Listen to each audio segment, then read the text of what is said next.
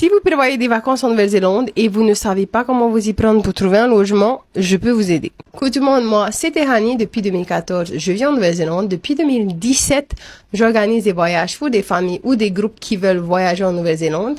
Et je vous partage aussi des conseils afin de vous aider à organiser votre voyage tout seul. Dans cette vidéo en particulier, on va parler logement parce que évidemment, lorsque vous venez en Nouvelle-Zélande, la première chose à réserver bien à l'avance, c'est le logement. Je vous conseille de vous rendre sur booking.com ou un site qui y ressemble, c'est-à-dire c'est un site qui va rassembler tous les hébergements disponibles sur la Nouvelle-Zélande et ainsi vous pouvez voir la différence de prix. Plusieurs sites qui y ressemblent, il y a booking.com, Trivago, Expedia et beaucoup d'autres aussi.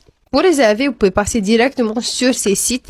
Moi, personnellement, ce que j'aime bien avec Booking, c'est que vous pouvez réserver et payer sur place en liquide ou réserver et payer à une certaine date. Ou alors, vous pouvez aussi payer directement. Donc, vous avez beaucoup d'options. Ce que j'aime bien faire aussi, c'est regarder un peu les options de prix en triant du moins cher au plus cher. Regardez un peu tout ce que les personnes ont dit au sujet de ce logement et ensuite parfois aller directement sur le site de l'annonceur afin de voir si les prix sont pareils ou si les prix sont plus bas sur le site de l'annonceur. Pendant longtemps, j'ai pensé que c'était toujours moins cher avec l'annonceur, ce qui n'est pas du tout le cas. Parfois, Booking est beaucoup moins cher. En parlant d'hébergement, je voulais prendre le temps de vous parler d'un logement duquel j'avais beaucoup parlé il y a des années bien avant le Covid et c'était le M Central Apartments Manukau. Le M Central, c'est un logement qui est très bien placé. Il est situé juste à côté de Westfield Manukau.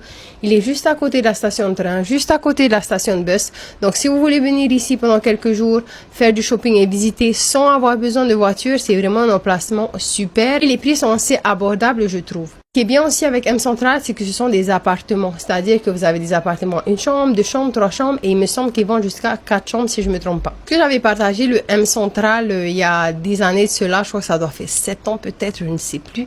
J'avais partagé ça, le M Central proposait des services d'hébergement pour uniquement les touristes. Donc, je trouvais qu'à l'époque, l'immeuble était assez vide, très propre. La chambre aussi était bien propre, bien entretenu parce que c'était juste des touristes qui passaient. Pendant le Covid en Nouvelle-Zélande, beaucoup de compagnies ont fermé et d'autres se sont réorientées. M Central a commencé à proposer des services de logement à long terme. Et puis, je trouve que l'ambiance des appartements et aussi l'hygiène a changé. Étant donné que les appartements sont souvent loués à long terme et ensuite remis sur le marché pour une nuit ou deux pour les touristes, vous voyez que les appartements en fait sont beaucoup plus utilisés que ce que vous pouvez trouver dans les motels qui sont uniquement pour des courts termes. Vous avez aussi l'immeuble donc qui est beaucoup plus habité, beaucoup plus fréquenté, il y a beaucoup plus de bruit dans les couloirs.